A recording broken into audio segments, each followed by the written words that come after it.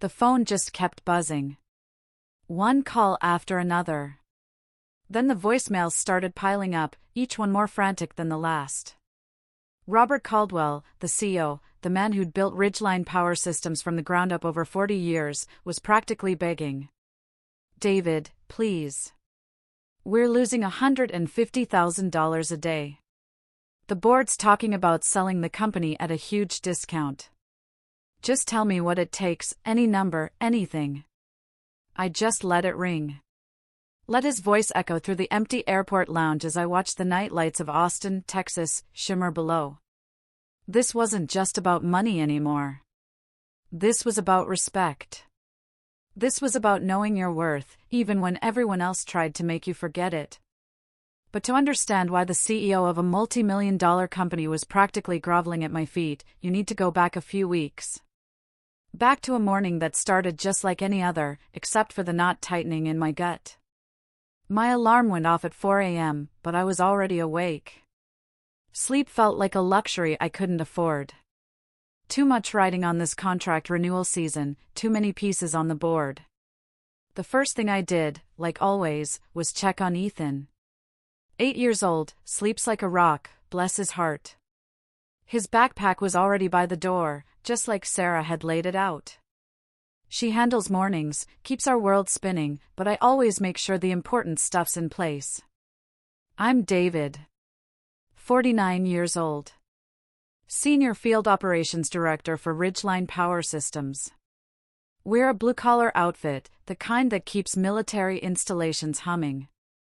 Generators, transfer switches, emergency callouts, the stuff that holds everything together when the lights go out. For 26 years, I've been doing this. Started as a wrench turner right out of the Army, crawled through mechanical rooms learning how diesel generators breathe. Worked my way up.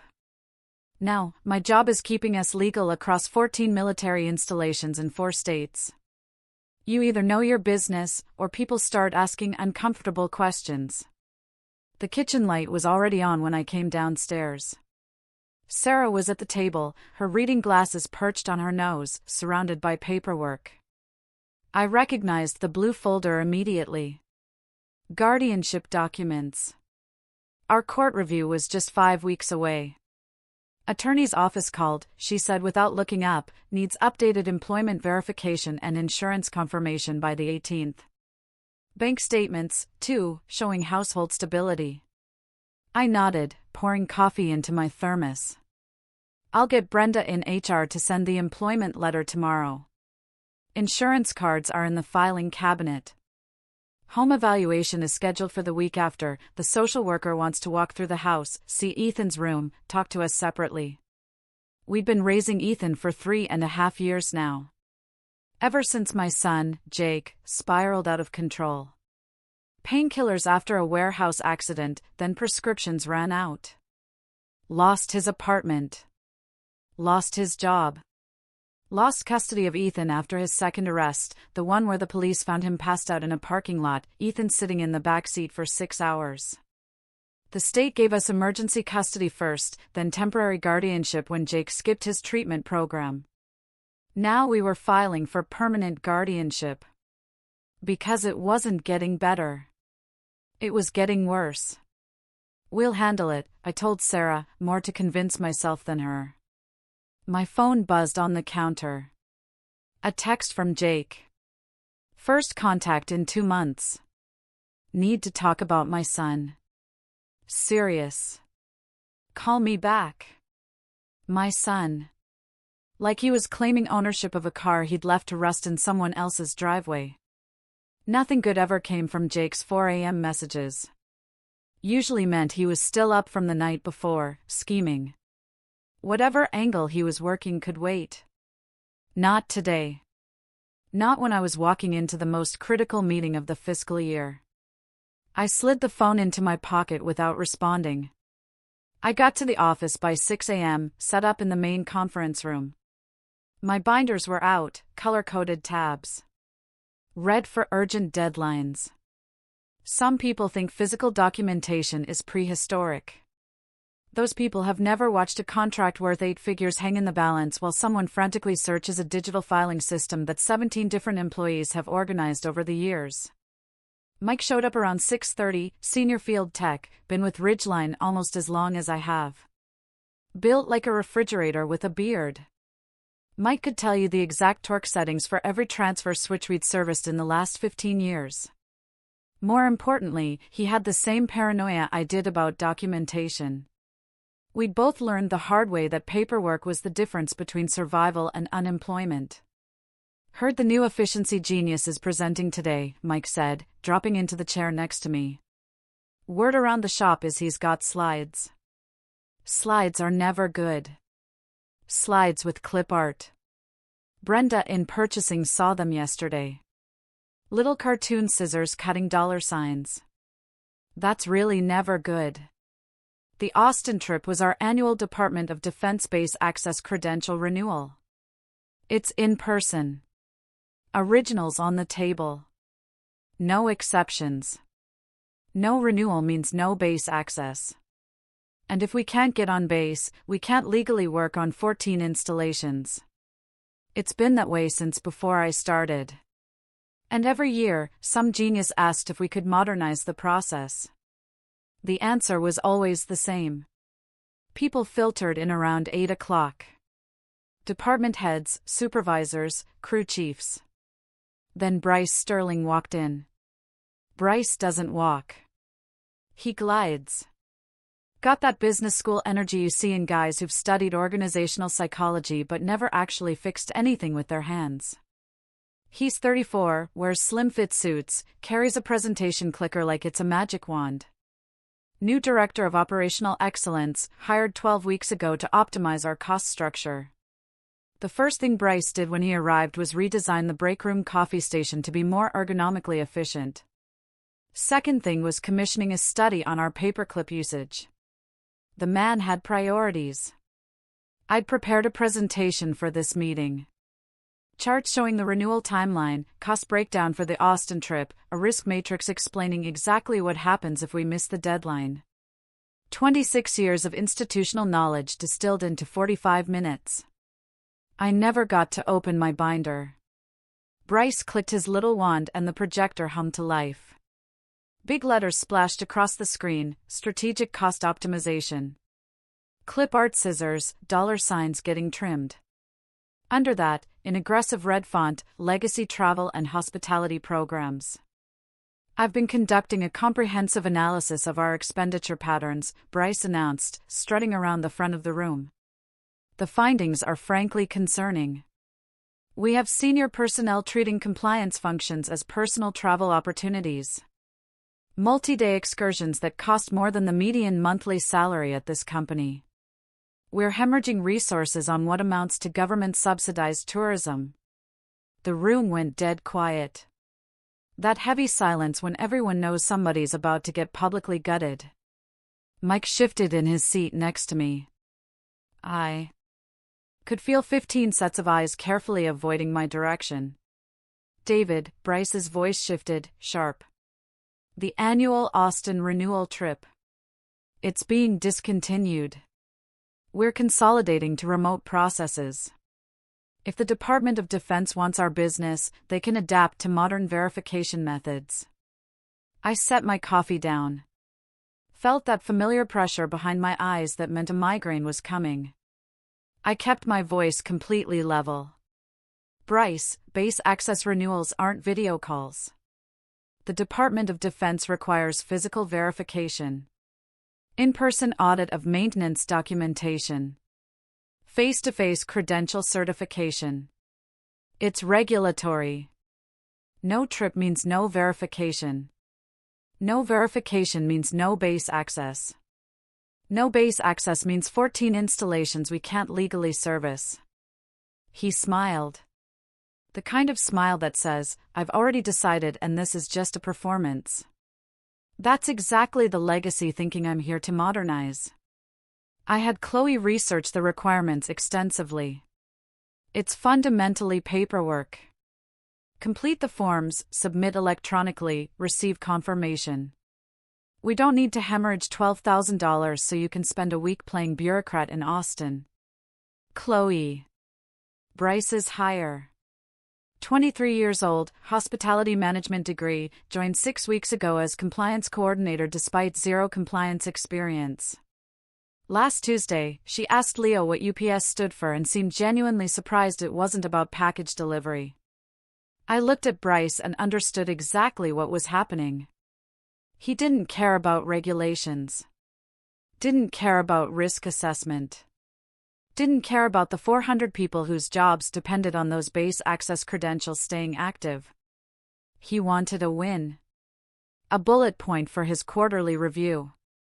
Something that said, saved company $12,000 through process optimization. I was the target he'd picked to build his reputation on.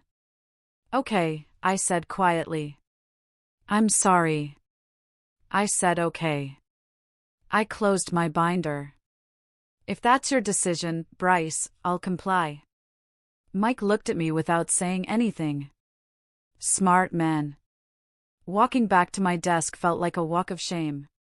Could feel everyone watching. Whispers started before I'd made it past the dispatch board. I kept my head up. 26 years in this business and a few in the Army taught me how to take a hit without showing it. Got to my desk, pulled up the travel system.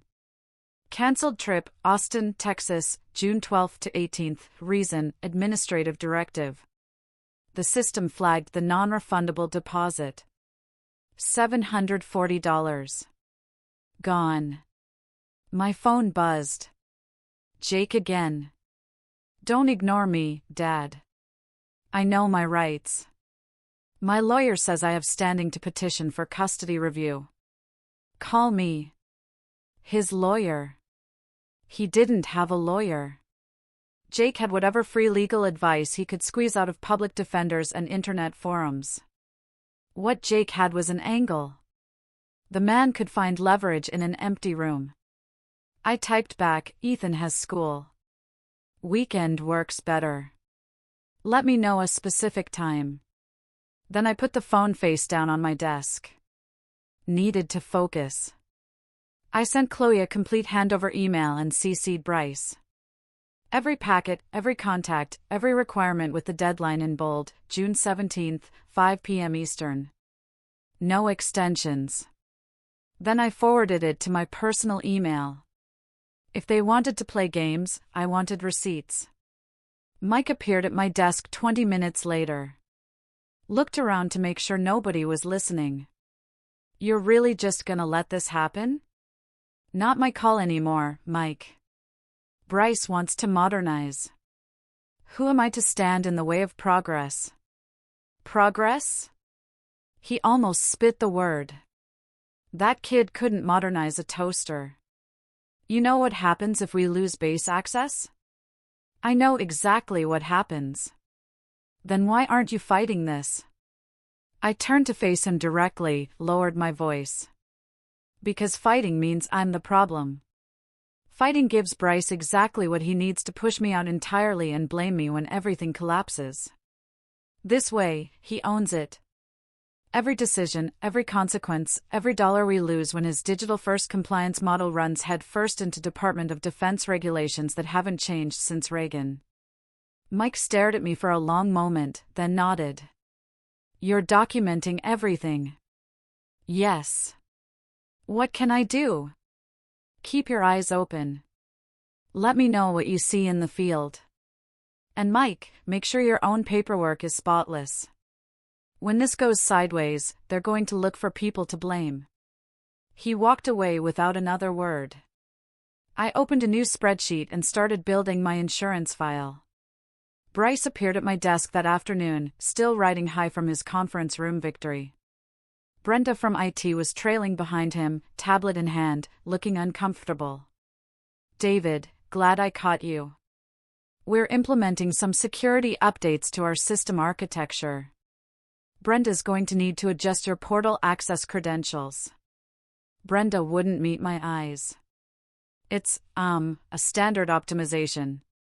Consolidating legacy user permissions. Translation: Bryce was locking me out of the Department of Defense compliance systems. Couldn't have the dinosaur checking up on Chloe's work or, God forbid, trying to help. Whatever you need, I said, just let me know when it's done. Bryce smiled. Excellent attitude, David. Really shows adaptability. By the way, I've got a new project for you. We need a comprehensive audit of our parts inventory. Physical count, reconciliation against purchase orders, efficiency analysis. I want you leading it personally.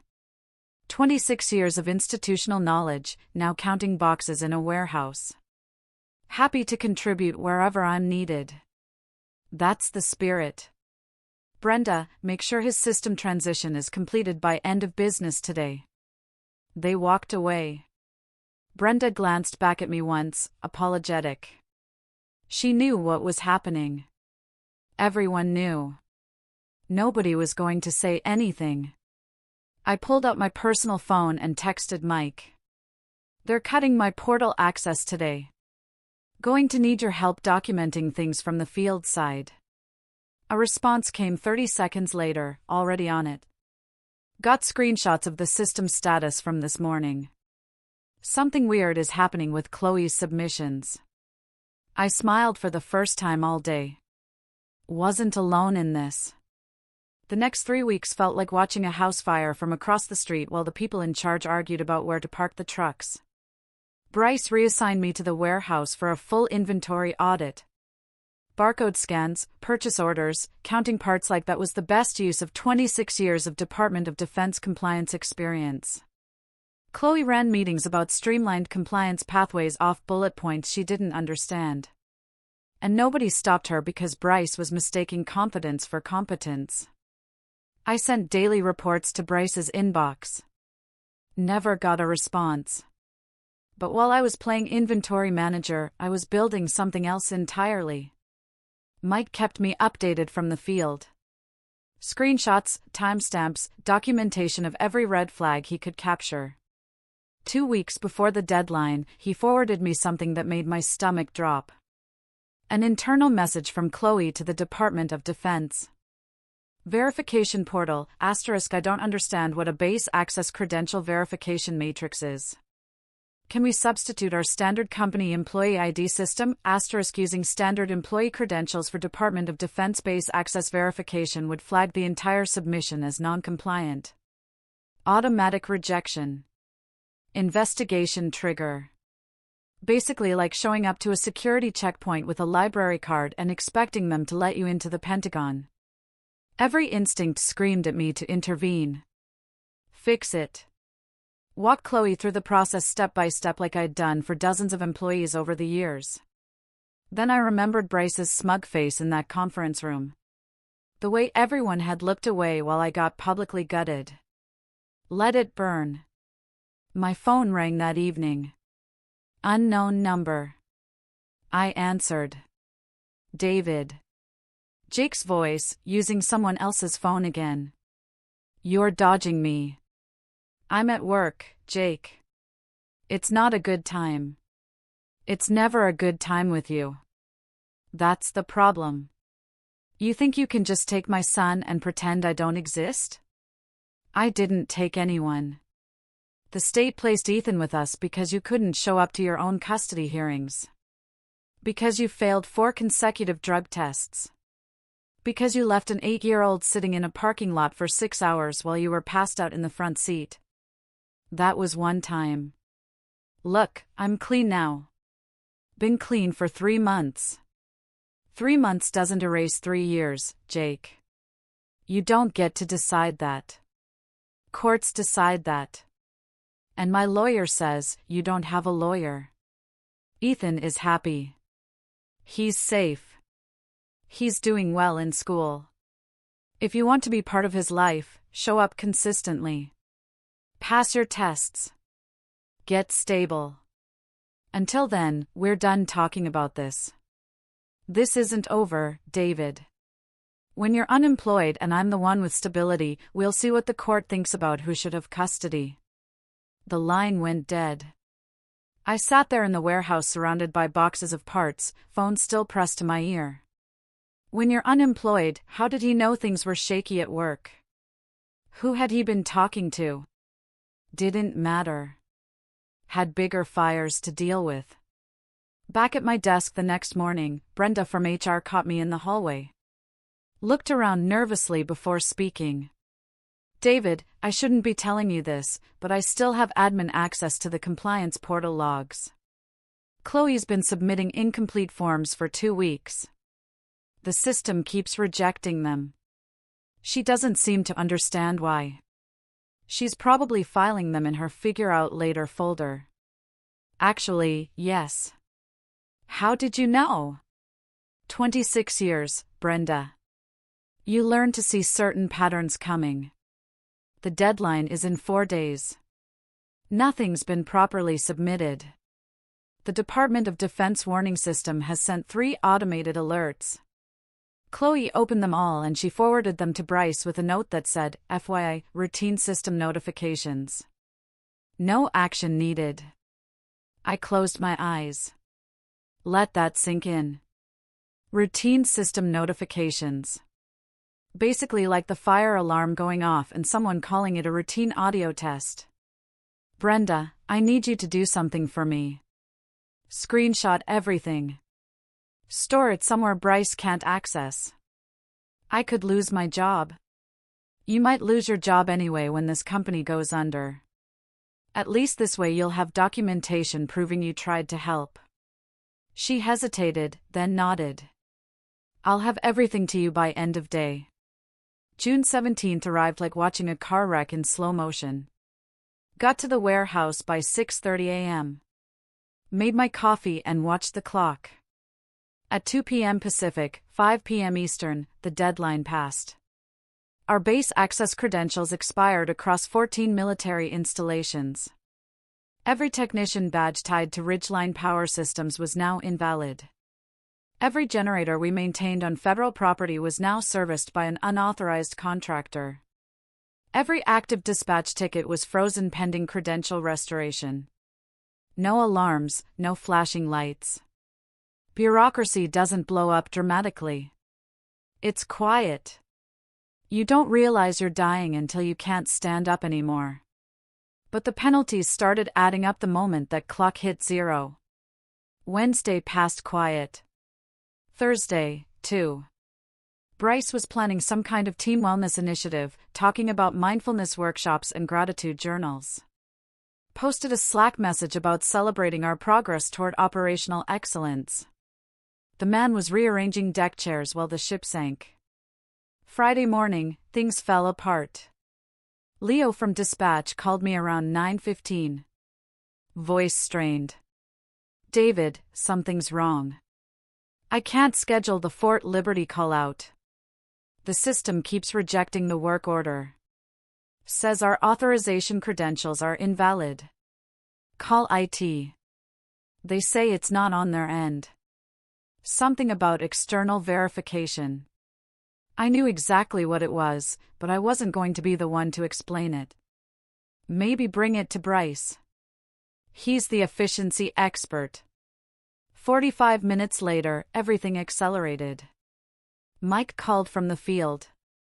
We just got turned away at Fort Bragg. Security wouldn't let us pass the checkpoint. Said our contractor credentials are showing as expired in the federal system. We've got a critical generator that's overdue for maintenance by 3 days. What did you tell them? That there must be a mistake. They said, take it up with our compliance department. We're sitting in the parking lot right now. 6 guys with nothing to do while backup power equipment sits unserviced. By noon, 5 more installations had reported access denials. Lackland Air Force Base, Camp Pendleton, Robbins Air Force Base. Our field crews were being turned away at security gates like uninvited guests. Equipment locked in maintenance bays we couldn't enter. A critical load bank test got scrubbed because our crew couldn't get through the gate. Liquidated damages started triggering. Our contracts had uptime guarantee clauses, penalty schedules for missed maintenance windows. Every obligation we couldn't meet was another line item bleeding money. Bryce called an emergency meeting at 2 p.m. Stood in the conference room looking genuinely confused for the first time since he'd arrived. The smug confidence was starting to crack. "We're experiencing some technical difficulties with our federal authorization systems," he announced. "IT is working on it. Likely just a database synchronization issue." Leo raised his hand. "Bryce, I've got 3 crews sitting idle because they can't access job sites. That's 18 technicians being paid to do nothing. How long until this gets fixed? We're escalating through appropriate channels. Should be sorted within 24 to 48 hours. It wasn't going to be sorted in 48 hours. It wasn't going to be sorted in 48 days without intervention from someone who actually understood the system." But I sat in the back of the room and said nothing. That evening, I got home late. Sarah was at the kitchen table with the household budget spreadsheet open on her laptop. Ethan was in the living room doing homework. "The HR department sent the employment verification letter," Sarah said, "dated today. But, David, if something happens with the company," she didn't finish. We both understood the math. The guardianship review was 4 weeks out. The court needed proof of stable employment, stable household income. If there was any disruption, Jake was circling, waiting for weakness. Any instability in our situation was ammunition he could use. And somewhere in the back of my mind, I could feel everything closing in. The company bleeding money, the guardianship review approaching. My son, who couldn't stay clean for 6 consecutive months, suddenly talking about lawyers and custody challenges. I sat down across from Sarah and took her hand. "Whatever happens at work, we handle it. Ethan stays with us. That's not negotiable. How are we going to handle it if the company goes under?" The company's not going under. They're going to realize they made a massive mistake and they're going to come begging for help. When they do, I'm going to make sure we're protected. All 3 of us. She nodded. Monday morning, Ridgeline Power Systems was in full-blown crisis. About a week of credential suspension, stop work orders on 11 installations. The dispatch board showing nothing but red. Our field crews had been sitting idle, collecting paychecks for work they couldn't perform. Leo told me 3 technicians had already started looking for other jobs. Liquidated damages were piling up. Every missed maintenance window triggered penalty clauses. Every unanswered emergency call-out meant contract violations. Every day of suspended access was another $150,000 in combined losses. Mike showed me the field reports. Generator at Camp Pendleton was running 6 days past its maintenance window. Battery bank at Fort Bragg hadn't been tested in 2 weeks. A transfer switch at Fort Liberty was showing warning indicators that nobody could investigate because our crews couldn't get through the gate. "We're one equipment failure away from a real disaster," Mike said. "If something critical goes down on a base we can't access, people could get hurt." The conference room was standing room only when I got summoned. Robert Caldwell, CEO, looked like he'd aged a decade in the past week. Elizabeth, company attorney, legal pad covered in notes. Frank, CFO, running calculations that clearly weren't giving him good news.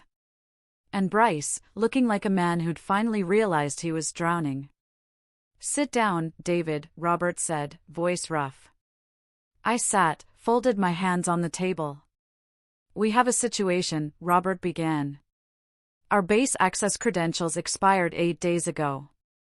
The Department of Defense has flagged our entire operation as non-compliant. We've received stop work orders from 11 installations. We're facing approximately $150,000 per day in combined penalties, lost revenue, and contract damages." He let that number sink in. 150,000 daily. The kind of bleeding that could kill a company our size in a matter of weeks. Bryce has provided his assessment of what went wrong. Robert's tone was carefully neutral. He indicates there were failures in the handover process. Claims documentation wasn't properly transferred. Says there were gaps in the information provided. My eyes moved to Bryce. He was staring at the conference table like it owed him money, jaw clenched. Wouldn't look at me. Says you were resistant to the transition, Elizabeth added. Uncooperative with new processes, potentially sabotaged the compliance effort to prove a point about traditional methods. I didn't respond immediately. Reached into my bag, pulled out a plain manila folder, set it in the center of the conference table. Mr. Caldwell, I've worked here 26 years. Never missed a deadline. Never failed an audit. Built relationships with Department of Defense personnel that took 2 decades to establish. That's in the past, Bryce cut in, finding his voice.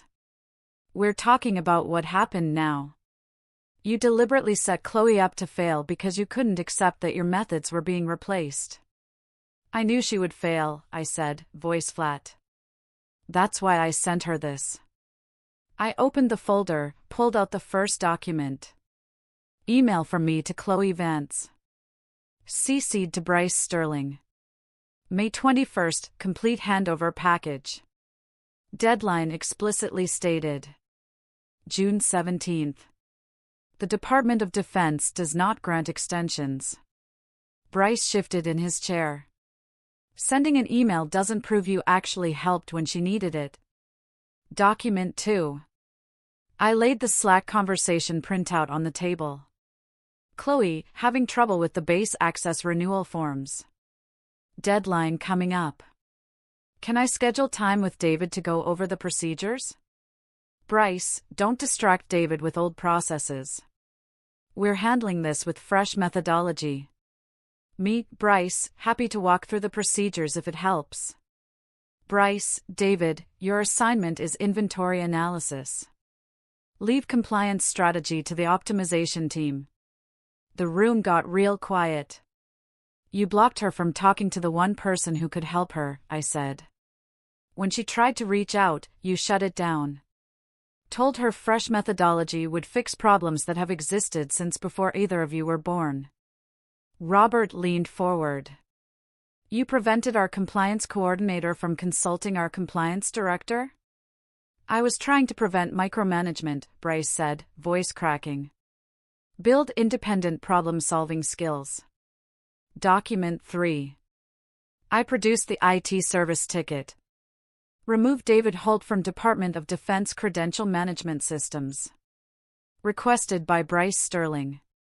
Priority, urgent. Reason, security optimization, legacy user consolidation. You locked me out of the verification portal on May 24th, for weeks before the deadline. Even if I'd wanted to check on Chloe's progress, even if I'd wanted to fix her mistakes when I found them, the system would have rejected my login. I was physically blocked from doing anything. Elizabeth was reading the documents. And finally, documents 4 through 6. I spread out 3 Department of Defense automated warning notices, time-stamped. Server logs showing they'd been opened by Chloe's account, followed by her forwarding email to Bryce, FY, routine system notifications. No action needed. 3 federal warnings. Deadline approaching. Action required. All opened by Chloe. All dismissed as routine. The system tried to warn you multiple times. Nobody paid attention. I closed the folder. I didn't sabotage anything, Mr. Caldwell. I followed orders. Bryce told me my methods were expensive and outdated. Told me to step aside and let fresh thinking handle it. So, I stepped aside exactly like he asked. I paused. Let the silence hang there. The problem isn't that I didn't do my job. The problem is Bryce thought my job was easy. Nobody said a word for what felt like a full minute. Robert stared at the documentation spread across the table. Then at Bryce, his expression had gone past angry into something colder. The look of a man realizing he handed a loaded gun to someone who shot him in the foot with it. Bryce. Robert's voice was barely a whisper. Explain to me why we're losing $150,000 a day. Because you wanted to save $12,000 on travel expenses. Bryce's mouth opened. Nothing came out. I can fix this. He finally managed. Hire specialized consultants. There are firms that handle government compliance stuff. We can bring in experts. You can't fix it, I interrupted, because you don't understand what you broke. Everyone looked at me. Department of Defense Emergency Credential Restoration requires a master authorization sequence specific to our company, issued during an in-person audit in Austin 8 years ago.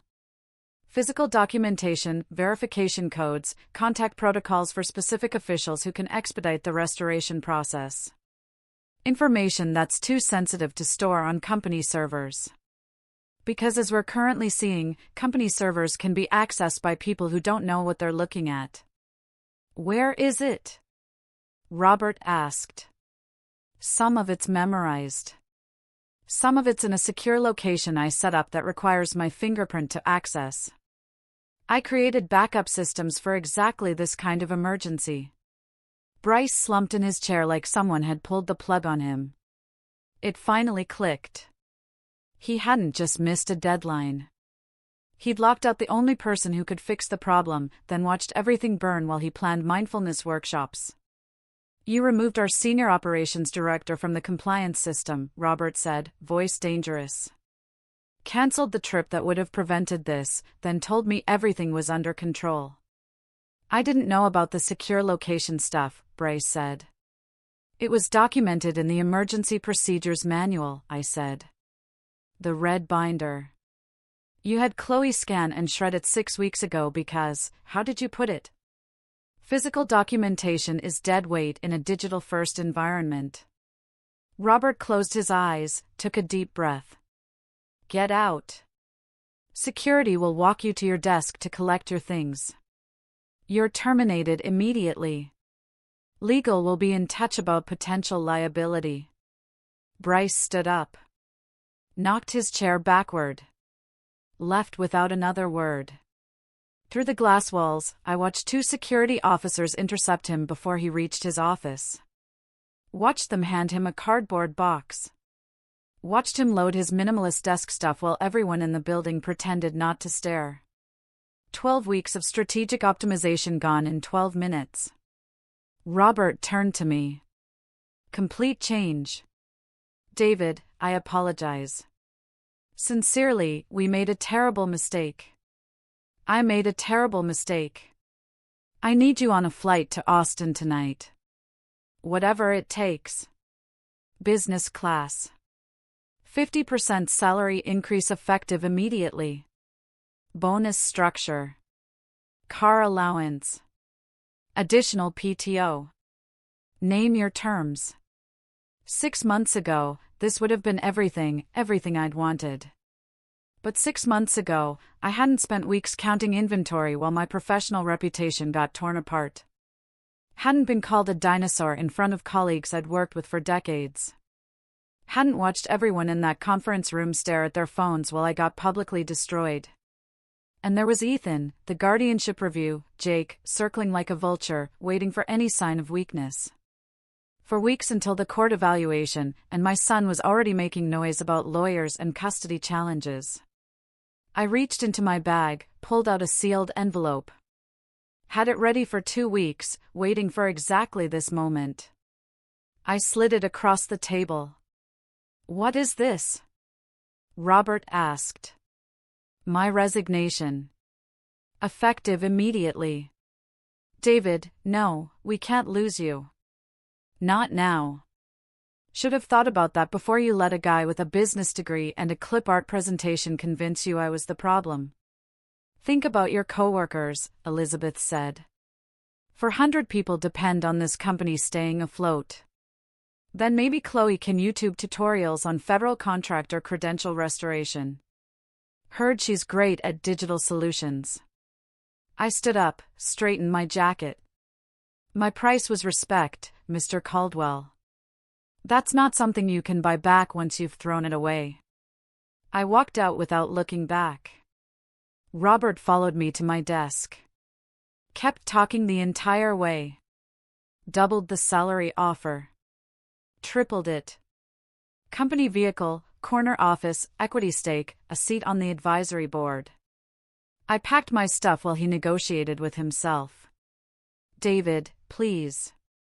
The penalties alone could force us into bankruptcy. 40 years of my family's work. Think about what you're walking away from. I zipped my bag. I've been thinking about it for 3 weeks, Mr. Caldwell. Every day in that warehouse counting electrical parts. Every mandatory workshop about embracing change. Every time Bryce walked past my desk without even looking at me, because acknowledging me meant facing what he'd done. I've had plenty of time to think. Name your price. Anything. Write your own deal. I looked at him. Really looked. Saw a man who'd built something real over 4 decades and handed pieces of it to someone who didn't understand what he was holding. Same mistake a lot of people make. They see youth and energy and confidence and assume that means the same thing as competence. My terms are that I don't work for organizations that don't respect what I do. 26 years, Mr. Caldwell. 26 years of early mornings and missed dinners, cancelled vacations and emergency call-outs. Keeping this company legal while everyone else assumed compliance just happened automatically. And it took Bryce 10 weeks to convince you I was dead weight. I picked up my bag. That's not a company I'm interested in saving. I walked through the main floor. Mike caught my eye from across the room, nodded once. He understood. Leo started to say something, stopped himself. Wendy just shook her head slowly. The parking lot was bright with afternoon sunlight. My phone buzzed as I reached my truck. Jake, different number again. Heard things aren't going great at your job. Interesting timing with the custody stuff. Maybe we should have a serious talk about where Ethan ends up. Same old Jake. Always assuming everyone else was as scheming as him. I typed back, my employment status isn't your business. Ethan stays where he is. You want to make this about court, remember? I've got documentation of 4 failed drug tests and 2 abandoned visitations. Don't contact me again until you're ready to be a father instead of a negotiator. I blocked the number. I drove to the airport. Called Sarah from the terminal. Robert Caldwell has been calling the house nonstop, begging me to talk you into coming back. What happened? I resigned. Long pause. David, I know. The guardianship, the insurance, the home evaluation. I know what's on the line. What are we going to do? I'm flying to Austin. I'm not fixing anything tonight. I'm setting terms, and I'm taking a few days for myself before I touch their mess. And if they say no to my terms, then they can explain to 14 military installations why their backup power systems are being maintained by contractors without valid credentials. Caldwell doesn't have options. I'm his only shot and he knows it. She was quiet for a moment. Jake called here too, talking about custody lawyers again. He's always bluffing. He doesn't have money for lawyers. I'm not unemployed, Sarah.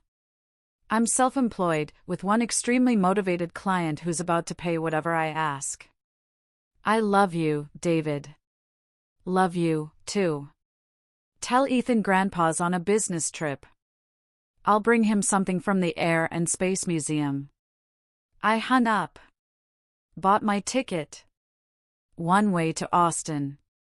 The flight was everything the commercials promised, and the middle seats never delivered. Actual legroom.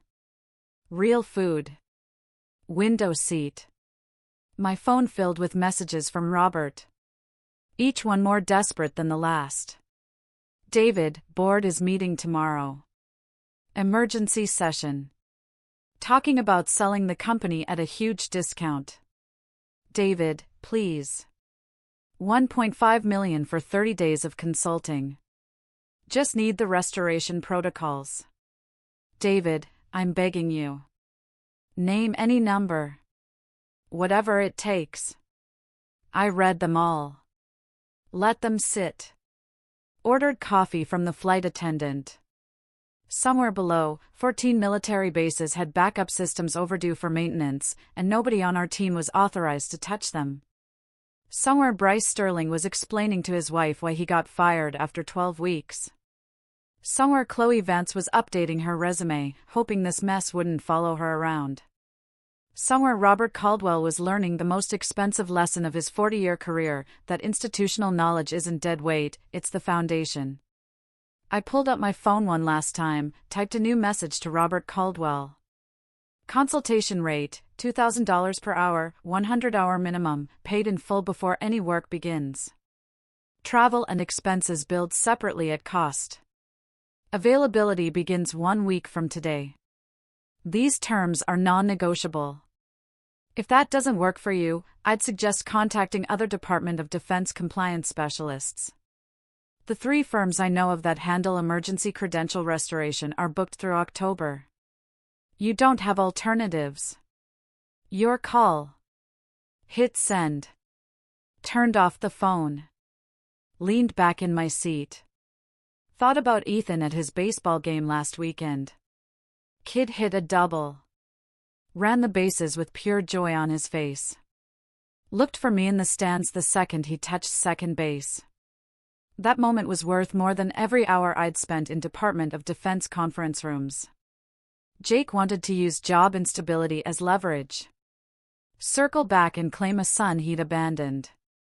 But here's what Jake never got: you don't protect your family by being scared. You protect them by knowing what you're worth and refusing to let anyone make you forget it. I had skills the Department of Defense needed. Documentation proving exactly who was responsible for this disaster. And I had a family that needed me to be strong enough to walk away from disrespect. Robert would accept my terms. He didn't have a choice. The penalties would destroy the company otherwise. I'd go back to Austin, fix what Bryce broke, and bill them enough to make the last month worth every minute of humiliation. But not today. Today I was going to sleep in a nice hotel with room service and clean sheets. Tomorrow I was going to visit the Smithsonian like I'd promised myself for 20 years. For the first time in 26 years, I was taking a real vacation, not a Department of Defense trip disguised as one. The most expensive lesson a company ever learns is that experience isn't just a number on a resume. It's the contacts nobody else has. $2,000 an hour, 100-hour minimum, paid up front, that's the price of respect. What do you think is the true cost of disrespect in the workplace?